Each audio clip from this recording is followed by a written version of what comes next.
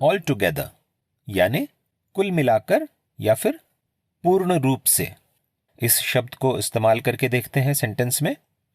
He stopped playing all together यानी उसने खेलना बिल्कुल बंद कर दिया। अब मान लीजिए अगर यही कहना था कि उसने खेलना बंद कर दिया तो हम सिंपली कह सकते थे कि ही स्टॉप्ड प्लेइंग।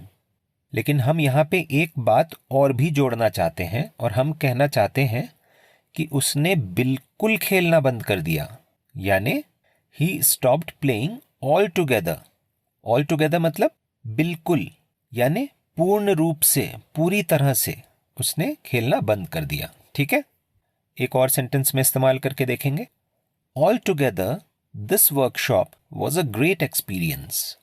हिंदी में अर्थ, कुल मिलाकर यह वर्कशॉप एक बेहतरीन अनुभव रहा। ठीक है, तो यहां पे ऑल टुगेदर का अर्थ है कुल मिलाकर। मतलब एक तरीके से हम एक आखिरी स्टेटमेंट सा दे रहे हैं एक वर्कशॉप के बारे में जो कि हमने मान लीजिए अटेंड करी या ऑब्जर्व करी। तो उसके बारे में हमसे मान लीजिए कोई फीडबैक मांग रहा है, पूछ रहा है कि आपको कैसा लगा वर्कशॉप।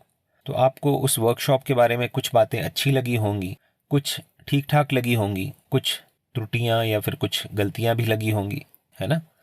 लेकिन कुल मिलाकर आपका अनुभव कैसा रहा, आप ये बात बता रहे हैं, है ना।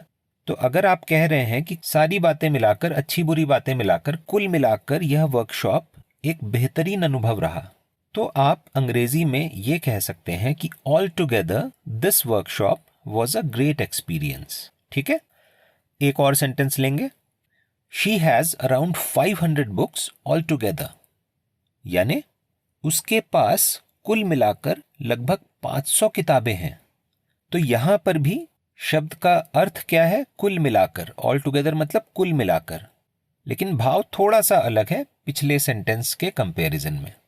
मान लीजिए जिस इंसान की यहाँ पे बात हो रही है उसे किताबें कलेक्ट करना अच्छा लगता हो, उसके पास हिस्ट्री की किताबें भी हों, उसके पास नॉवेल्स भी हों, उसके पास कॉमिक बुक्स भी हों, उसके पास कुछ ऑटोबायोग्राफीज भी हों, लेकिन कुल मिलाकर उसके पास लगभग 500 किताबें हैं। जब हम इस बात को कहना चाह रहे हैं तब हम इस शब्द का इस्तेमाल करते हैं जो है ऑल टुगेदर।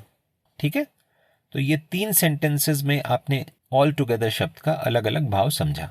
ठीक है।